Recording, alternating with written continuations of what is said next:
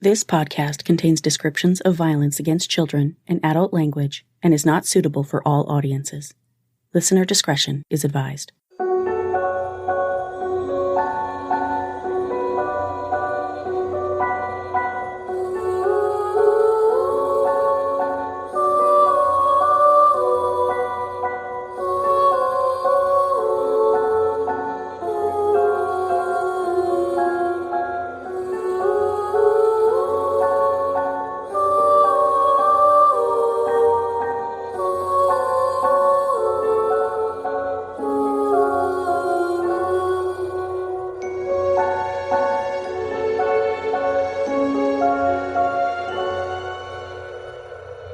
Hi, everyone, and welcome to Suffer the Little Children, the true crime podcast giving voices back to the victims of child abuse and shining a harsh spotlight on the parents, guardians, and caretakers who silence them.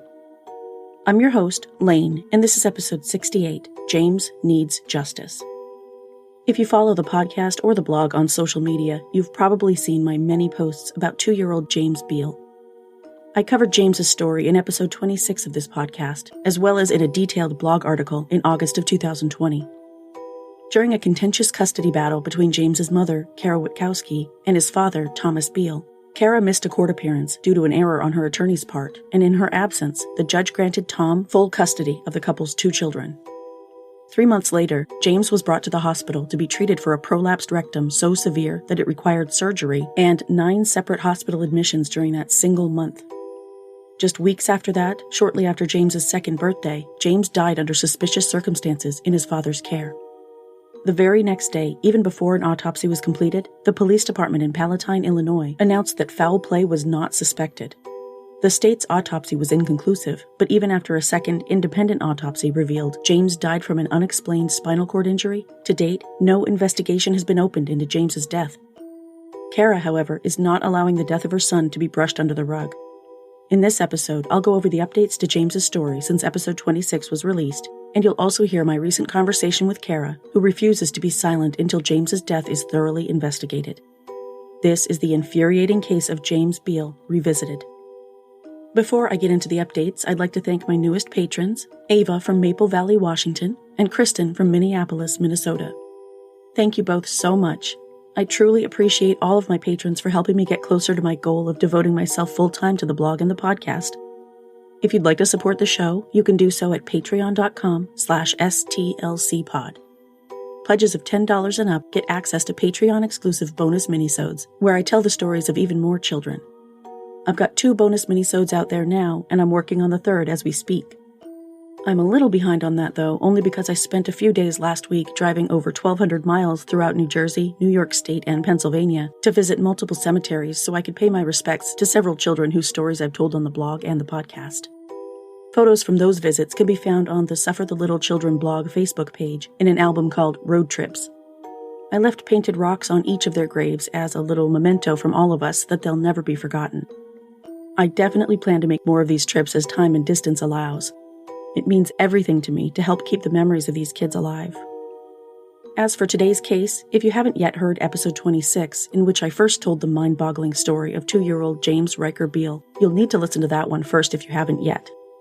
There are a lot of details and a ton of moving parts in this story, so listening to the original episode will help today's episode make sense, at least as much as this particular story can make sense. I'll link to episode 26 in the show notes to make it easy to find. Fair warning before you listen to that one.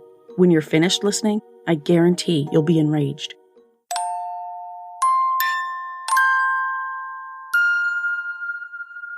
I first spoke with Kara Witkowski last summer when I read James's story in a Facebook group and contacted her about covering it on the blog and the podcast. What Kara had to say left my jaw on the floor. James's story was so egregious, so unbelievable, that if Kara hadn't produced an endless quantity of receipts backing up everything she said, I may not have believed it at all. As I told her, I'm the last person who could be considered a conspiracy theorist, but when all signs point to the intentional cover-up of the death of a toddler, it's hard to deny that's exactly what's going on. Since I released episode 26 and my blog post about James, which I'll also link in the show notes, several developments in the case have come to light. Mind you, none of those developments whatsoever involve an actual investigation being initiated into the suspicious death of this innocent 2-year-old boy. But nonetheless, there's plenty to report today, including Kara's superhuman efforts to push James's case forward. First up, I want to address the apparent recasting of multiple characters in this tragedy. Let's start with Commander Steve Bratcher of the Palatine Police Department, the same man who announced to the public that no foul play was suspected less than 24 hours after James died, and even before the state's autopsy was completed. Commander Bratcher, a man who appears to be in his 40s with plenty of good working years ahead of him, supposedly retired in September of 2020 without giving any notice, without a public announcement, and without so much as a going-away party within the department. That seems an odd move by the son of the former police chief, especially in light of the fact that Bratcher's so-called retirement came on the heels of the results of the second independent autopsy being released, revealing James's spinal cord injury that the first autopsy did not uncover. Not to mention the fact that Bratcher left his position just as a groundswell of public support for justice for James really began taking off. Who knows? Maybe the timing is just a coincidence. Then again, maybe it's not. In episode 26, I talked about how the judge originally overseeing the custody case, John G. Dalton of Kane County, Illinois, recused himself from the case in October of 2019, just prior to James's death, saying he could no longer be fair to Ms. Witkowski. I've never heard anything like it. Judge Dalton was removed as a family court judge in Kane County altogether, now presiding over evictions and property arbitration cases, which isn't exactly a step up. He was replaced on Kara and Tom's custody case by Judge Renee Cruz, who, much like his predecessor, ignored evidence that Tom had raped Kara, including screenshots of Tom's own admissions to the act. Judge Cruz also overlooked allegations against Tom of possessing child pornography before the state's attorney decided not to pursue charges. And, worst of all, the judge did not alter his course of action or his behavior even after James's death. Throughout the following year, Judge Cruz continued Dalton's former pattern of ignoring emergency motions and threatening Kara with jail time when she spoke out. Interestingly, in January of this year, Judge Cruz also was removed from Kane County Family Court. Instead, he now presides over the Traffic and Misdemeanor Division, which, again, doesn't sound like a promotion to me. Then again, who am I? If you just listened to episode 26, you'll definitely remember the name Julie Pirtle, the attorney who acted as guardian ad litem for Kara and Tom's children until she ultimately withdrew from the case less than 2 weeks before James died. Coincidentally or not, right around the same time Judge Dalton recused himself. As it turns out, Ms. Pirtle is no longer on the Kane County list of GALs at all. I wonder why that is. Things that make you go, Now I'll get into a few updates about Tom himself. For one thing, you may recall that on the night James died, Tom told police he had left for work prior to his stepmother, Helena, finding James unresponsive on her husband's bed. Well, as it turns out, Tom reportedly didn't have a job at the time and hadn't been working for the previous 2 weeks. So if he wasn't going to work, why did he leave the scene that night, conveniently just before James was found unresponsive? Tom's well-documented attempts to control and gaslight Kara continue to this day, which you can see for yourself in many screenshots posted on the Justice for James Facebook page. Tom and Kara currently share 50-50 custody of their 5-year-old daughter, which you'll hear Kara talk about during our discussion later in this episode. In December, Tom was charged with violating Kara's order of protection against him due to continuous harassment of Kara through their court-ordered communication platform, an app called Our Family Wizard, which is commonly used in contentious divorce and custody situations. Tom apparently thought no harm would come to him, despite constantly insulting, harassing, and threatening Kara in messages sent through the app, which are fully accessible to the court. It's not entirely clear how this charge has been resolved, because multiple entries in the court record are notated as matter off record, but Tom is scheduled for a sentencing hearing on July 20th, 2021 at 1:30 p.m. before Judge Keith Johnson. Kara is also pursuing contempt of court charges against Tom, who refuses to allow their daughter to speak to Kara during his parenting time, despite signing an agreement stating that each parent is entitled to an hour-long phone call every day when their daughter is with the other parent, and despite the fact that Kara purchased a phone for her daughter to use just for that purpose. Furthermore, despite their daughter's multiple disclosures of sexual abuse to multiple professionals, all of whom recommend she be taken to see a specialized therapist, Tom refuses to allow this. He continues to insist they involve DCFS via a program Kara described as one step before foster care. I will never put my child into this invasive program or allow the people who ignored the opinion of a forensic pathologist to make decisions for the safety and wellness of my surviving child. Considering the way DCFS blatantly ignored the possibility that James's catastrophically prolapsed rectum, which was described in reports as being the size of an orange, and which could not be repaired by surgery, could possibly have been caused by sexual abuse, I completely understand why Kara would be averse to allowing them to oversee her daughter's well-being.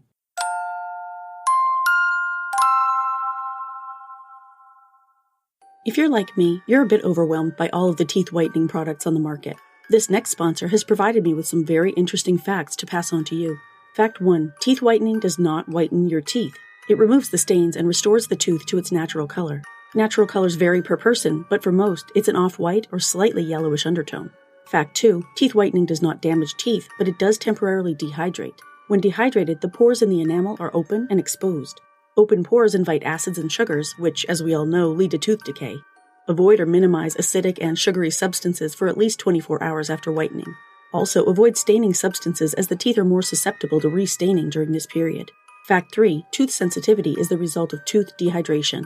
When the pores of the enamel are open, the teeth become dehydrated, exposing the nerve to the elements. As the tooth rehydrates, the sensitivity will dissipate. To accelerate the rehydration and curb sensitivity, use a post-whitening application known as remineralization or desensitizing gel.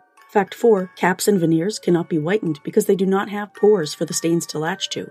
Prior to having dental work, you should whiten your teeth, restoring them to their natural color, as the dentist will be color matching to your current shade.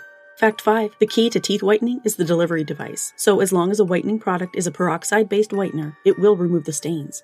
What differentiates one product from the next is the device that holds the whitening agent to the tooth without interruption. Whitening strips neglect the crevices and molars, and they slide on your teeth. Saliva floods the generic trays because they are bulky and do not create a seal. Oh, and you likely did not know this, but LED lights are novelty items that add no benefit. You need a high-output UV light only found at the dentist. Don't fall for the gimmick. If you insist on a light that does not work, get one on Amazon for under $5. The number one whitening device recommended by dentists is the custom-fitted tray. You can have your dentist make you trays for $300 to $600, or you can head over to smilebrilliant.com and use their lab direct mail-in process for a fraction of the price you would pay at the dentist.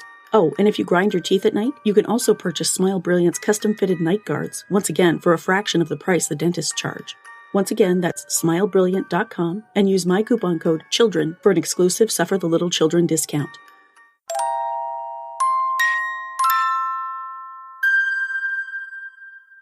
Today on the podcast, I have a very special guest. Kara Witkowski, James's mom, is joining me. Thank you so much for having me. I'm glad we had the opportunity to do this, and anything I can do to help with James's case, I will definitely do it. You have been one of the greatest advocates, and I just want to say that every person who has read your article has said that it is the best article that has been written about James and our story. Oh, that's awesome. I'm glad. I definitely don't skimp on the details. I want to make sure everybody knows each point. It's really important. This is a very detailed and in-depth case. And it also is one of the biggest injustices I've ever seen or heard about. So it's really important, I think, to get it out there. And what you're doing, especially right now, you're working so hard to get his story out there. And with what you're up to at the moment, this is definitely going to make it a huge story.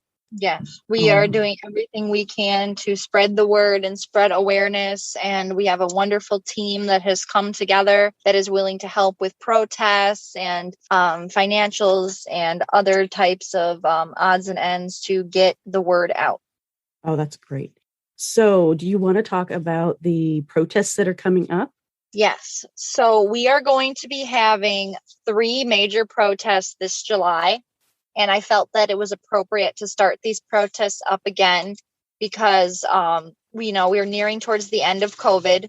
People are more willing to come out. People are more willing to share their voice. I feel as though I've given the Palatine police and any other agencies enough time to reopen this case or try to assist me in any way. And that has not been done.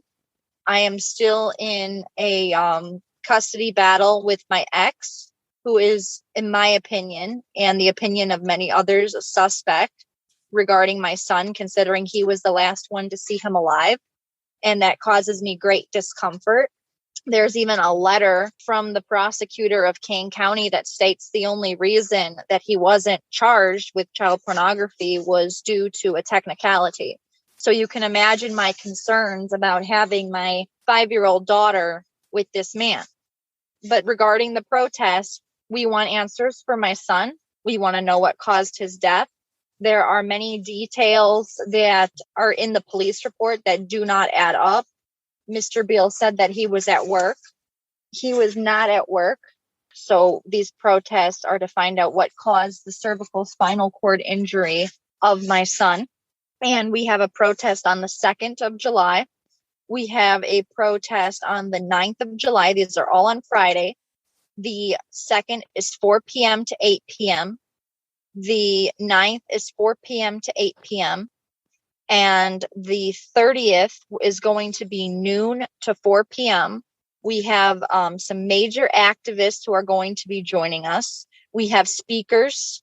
I am also going to see if I can get a live performer to sing Amazing Grace in honor of James for one of those dates. There are going to be professional signs at this protest. We have invited the media. We have invited the Palatine Police Chief, Commander Bratcher, who was the original commander on James' case, is gone from the Palatine Police. So he will not be there because he is gone. It is said that he has retired. I don't believe he retired. He was in his 40s. And typically a commander of a police station is not going to retire in their 40s, especially when they had just become the commander and had an opportunity to be the police chief due to their father being the previous police chief. I'm very excited at everything that we have going on. I'm very appreciative of the community that has come together, that has rallied for James. I would like to say, too, that a lot of people become confused with the 50-50 custody arrangement. A lot of people who have read my transcripts know that Judge Dalton had put a gag order on me during August, which was when my son was going through all of his prolapse rectums, and the situation became even worse. In fact, there was a literal report from a child protection MD that stated concerns of anal penetrative sexual abuse. And this is when Judge Dalton put a gag order on me. This gag order was then used by Judge Cruz after Judge Dalton recused himself to force me into a 50-50 custody agreement. If I did not agree to 50-50 custody, I would have been put in jail against my will, no jury, no trial, and my daughter would have gone to her father, who again is a suspect regarding my son's death.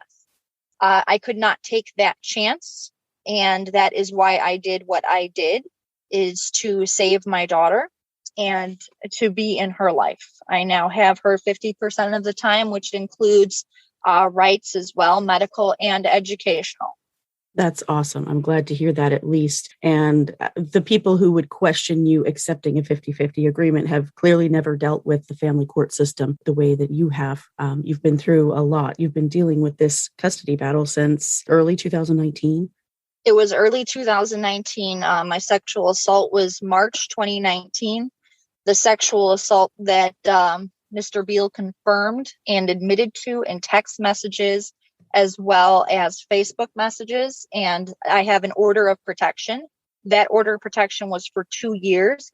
It has since been extended by our new judge. In addition, Mr. Biel was actually charged for violating that order of protection by harassing me on our parenting app. So he was arrested and he was charged in December for that just recently. And his sentencing hearing is July 20th.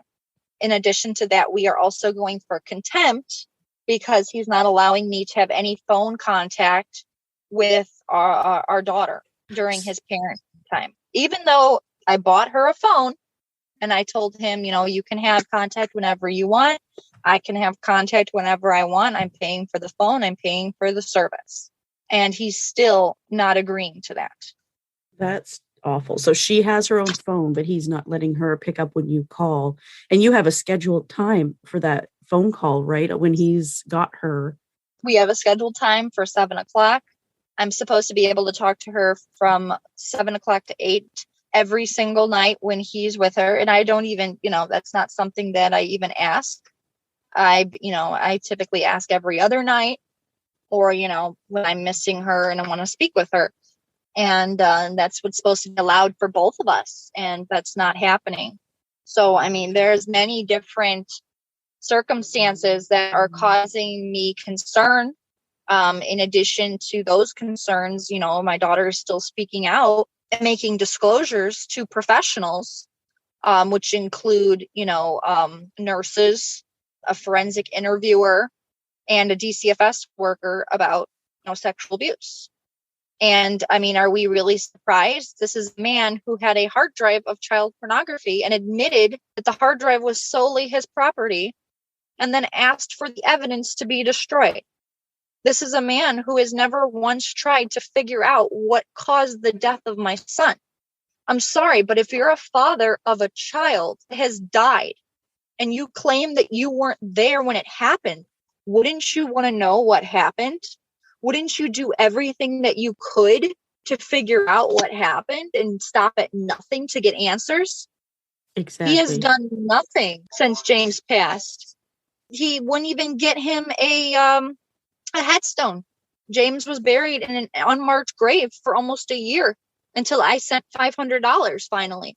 Because me and my mom both tried calling All Saints and they wouldn't even let us pay for a headstone because he owned the plot. So I had to send him money through our parenting app just for that to be done. And then his mother's excuse, and she actually posted this on one of my Facebook posts, was that they didn't have the money and they had other things they had to pay for. But yet you're telling everyone that this was the greatest tragedy that ever happened in your life. And you have money to pay for 3 lawyers during the last police case in reference to my daughter. But you don't have the money to pay for a headstone for your grandson who passed away when supposedly it's the greatest tragedy that happened in your lives. I mean, the way his mother has been acting, the way his father has been acting, the way Tom has been acting in regards to his own child, it's kind of mind-boggling. I've never seen a family grieve in such a way. Because they're not grieving. That's the point. I mean, they haven't shown a shred of sadness or grief or anything. I mean, even when I said that Sasha was grieving, her father denied it and said she wasn't grieving and didn't even care or think about James. And I was just like, what? She literally talks about him almost every day. She asked to go to his grave all the time with me and my mom. She's like, can we go? Can we have a picnic there? Can we be with James? I mean, she still talks to him in her way. She even talks about how she has a portal with him and she goes to see him and talk to him. I mean, she loved her brother. I have pictures of them together. They were inseparable. And the way his family is acting about this is disgusting. I don't understand why you can pay for all these lawyers and everything else. The same lawyer is on his criminal case that's on our family court case. And yet you don't have money to pay for a headstone for your deceased child. It's sickening. I don't care. I'd work 3 jobs today if it meant having to pay for a headstone for my son. That should have been done first thing. People will give people money for that sort of thing. You can easily raise those funds. And what's showing through all of this, through all of their actions and their behaviors, is that their priorities are absolutely in the wrong place. If, for example, they're completely innocent and this is just a total accident or a natural death, if that were the case, they're still showing that their priorities are completely in the wrong place. Oh, I completely agree. And it's horribly concerning. I mean, it was extremely easy for me to get my order of protection extended because he doesn't even try to act like a normal person on our parenting app. It's constant insults, attacks. He talks horribly about James, calls the protests a clown show, a train wreck. He calls our community of loving individuals a cult. Mm-hmm. I mean, all I've been doing since James passed is trying to get answers, is calling up everyone I know to try to get those answers, is talking to police, talking to detectives, talking to prosecutors. I mean, this is between working 2 jobs. This is between caring for my child, and everyone knows I'm a non-driver as well. So what's his excuse? He has no job. He has no responsibilities. The primary caregivers for Sasha when she's at his home are his father and his stepmother. And she is the one who the disclosures were made against, right? That is correct. Yeah. And that was brought on by him. He was the one who said something to the mandated reporter who then had to report it.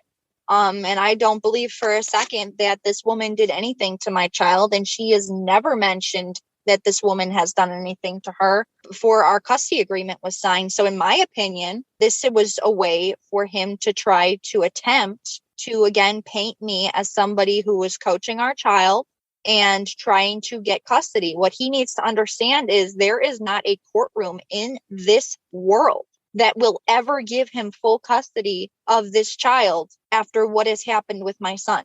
I certainly hope not. Just the fact that he accepted the coroner's original autopsy report, undetermined death, and basically dusted his hands and walked away is inconceivable. Exactly. How could you do that, especially when a second autopsy does turn up a cervical spinal injury that you have no answers for? Right. And if he had just fallen, wouldn't you have said that? Right. I mean, it's been 2 years, right? And I got this anonymous message talking about supposedly my daughter was the one who pushed him off the bed while she was carrying him, and it was an accident. I was like, no, this is garbage. And I can't believe someone would try to blame my child who has been through hell and back. I've heard it happen before, and it is the lowest of the low to try to blame a sibling for the baby's death. It's. I was reading this and I was like, okay, well, she wasn't even mentioned in the police report. Right. Her presence wasn't even talked about or discussed. And there was no bruising to the front or to his neck that would have even resembled some sort of fall. The only bruising was the deep tissue muscle bruise on his lower back, which that would have been prolonged bruising because it was in deep tissue of the muscle. And it wasn't in the area of the spinal injury in the first place. So that wouldn't, you couldn't even say it's a fall. That doesn't even make any medical sense. It sounds like somebody is really doing their best to hide the truth. It does. It really does. And I said it in the last episode, but I'm not a conspiracy theory person. But when everything points toward this being a cover-up of some kind, it's hard to turn away that evidence. You can't deny point after point after point that someone is covering something up, and it's more than one person. It's at every level. Why is the police department refusing to investigate the death after the second autopsy came back, especially? It wasn't even just the police. My forensic pathologist sent her report to DCFS, and DCFS sent her a letter saying unfounded. Wow. They're like, we're not going to investigate this. I'm like, you're not going to investigate a cervical spinal cord of a child when there was suspected sexual abuse of the same child who had to have an emergency rectal repair surgery when he wasn't even 2. I mean, I'm sorry, but this is just as egregious as the AJ Friend case. This is absolutely ridiculous. There is no way DCFS can be this incompetent. I don't even think it's DCFS because DCFS are just soldiers for the court. So I think this was all the judges doing. You had 2 judges that were pissed off, embarrassed, and disgraced. I think they could do just about anything. The biggest clue to me that that's what's been going on. So the last police report in reference to my daughter in the last case, this case actually went to the state's attorney's office, which was amazing to me. They had that much evidence that they actually took it to the prosecutor's office this time. But anyways, what was amazing to me about this particular case was in the evidence of what they collected, Scott Sheen's office, because they were the ones that were involved, is the attorneys for Jerry Biel and Thomas during this case. They actually tried to put the GAL report as evidence. Now, this GAL report was impounded, and the GAL was removed from Kane County. Not was she removed from Kane County, she had an emergency removal off the case of her own choosing 6 days before my son died. And you're attempting to put her report in as evidence in an aggravated sexual assault case. And that was the attorney. I mean, Scott Sheen would know he couldn't do that. He would know that's unethical. And I think it's actually illegal because it's an impounded report. You're going against a judge's orders. And this is his same attorney that's on our family court case. So I find that very bizarre. Everything about this is bizarre. And speaking of unethical, I mean, that could very well be the middle name of multiple parties in this case. But I just don't understand how all of this has converged. And now that you have done so much work, there's so much public outcry about James's story and his death that for this to continue to be uninvestigated is just baffling to me. Yeah. And not even just that, but the child pornography, the definite assault of my son. I mean, with that kind of evidence, with a protection specialist from Children's Lorries, who is the best of the best, saying she has concerns of anal penetrative abuse to my 1-year-old. Why did that get buried? That was nowhere near in the GAL report. That wasn't in the police report. Not once was it mentioned that there were concerns of sexual abuse. Not once. And that is highly concerning to me. And when they took the photo of my son, which they were supposed to use for the sexual assault case, they took it after his rectum had been put in, knowing it would come out again. Because it was coming out 3 to 4 times a day due to having no anal tone. And that was a direct report from the nurse. And he was hospitalized multiple times throughout that month, right? From what I counted, it was 9 times. He was going back and forth from Northwest Community to Children's Lorries on a constant basis for a 2-week period. Tom's own mother quoted that his rectum had been prolapsing for 2 weeks straight, and they'd been back and forth in hospitals. You know what Tom said? That this happened because my son took a really large poop. That's literally what he told the doctors in the medical report.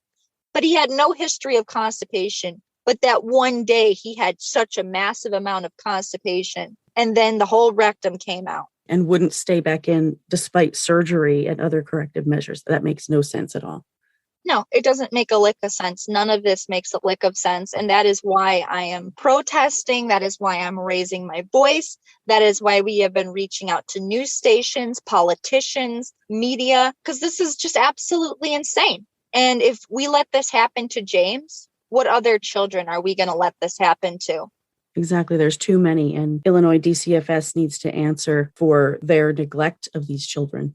If they're going to be held accountable in AJ's case, there's no reason why they shouldn't be held accountable in many other cases, James is included. I mean, we still have a little girl who was stuffed under a couch, and DCFS has never held anyone accountable. Yep, Samaj. No one's ever been arrested or anything. The same thing. No investigation, or at least not her body was under a couch cushion for days. It's disgusting. And with the Rika J case, the only reason they arrested the father and the girlfriend was because they found a video. It wasn't the bruising. It wasn't the multiple injuries to that poor little girl's body. It was because later on they found a video proving, because this woman was so sick. She recorded herself beating this innocent child. Unbelievable. And so it's the only evidence you can't refute, and that's the only reason any charges were brought. Exactly. It's sickening to me. It is sickening what they have done to James. It is sickening what they continue to do to my daughter. And if you ask any professional, everyone is convinced now, since it's been 2 years, and have said they've seen her behavior. They've seen how she's progressed within my care. They see her triggers and how she acts. And there is not one person who doesn't believe that it's trauma. Including all of the professionals. Yes. In fact, every single professional right now wants my daughter to see a specialist, a therapist regarding trauma and sexual assault. Even DCFS now is in agreement with that. And can you explain why she's not seeing that therapist? Yeah, her father will not agree to it unless I agree to DCFS Family Intact Services, which is a step before foster care.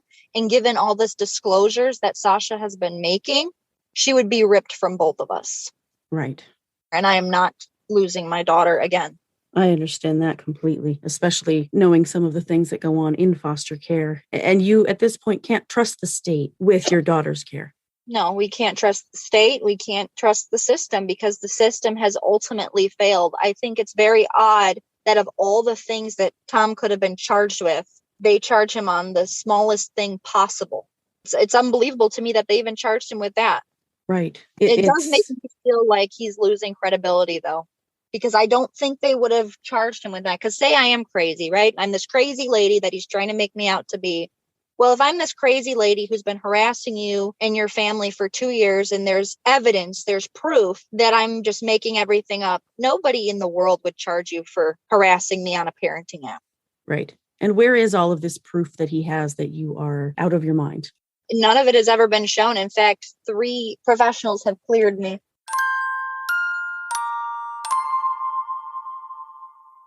Kara's Change.org petition demanding the Palatine Police Department investigate the untimely and suspicious death of her 2-year-old son, James Biel, on October 31st, 2019, currently has nearly 18,000 signatures at the time of this recording.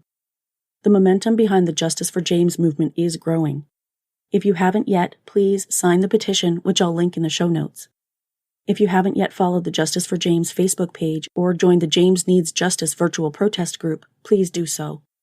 I'll also provide links to those. Finally, if you're anywhere near the Palatine, Illinois area, please consider attending one or all of the 3 upcoming protests, which will take place outside the Palatine Police Department, located at 595 North Hicks Road in Palatine. The dates are July 2nd, 2021 from 4 to 8 p.m., July 9th from 4 to 8 p.m., and July 30th from noon to 4 p.m. If you attend, please remember to wear blue and bring your picket signs. We can't let up until an investigation is opened into James's death. Healthy 2-year-olds do not develop untreatable rectal prolapses and die from spontaneous spinal cord injuries.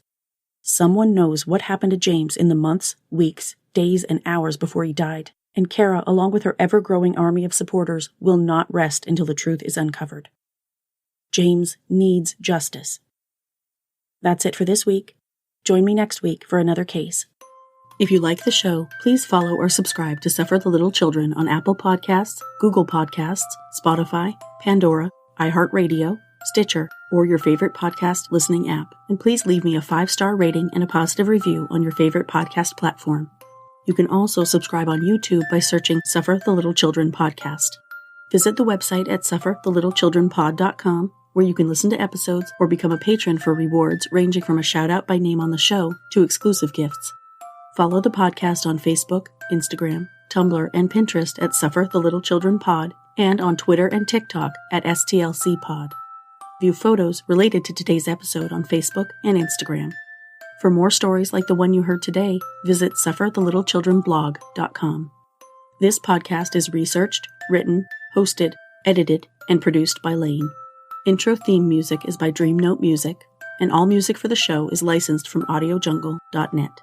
Email tips, comments, questions, or case suggestions to sufferthelittlechildrenpod@gmail.com. For more information about preventing or reporting child abuse, visit childhelp.org or call your area's child abuse hotline. If you see something, say something. Until next week, bye everyone.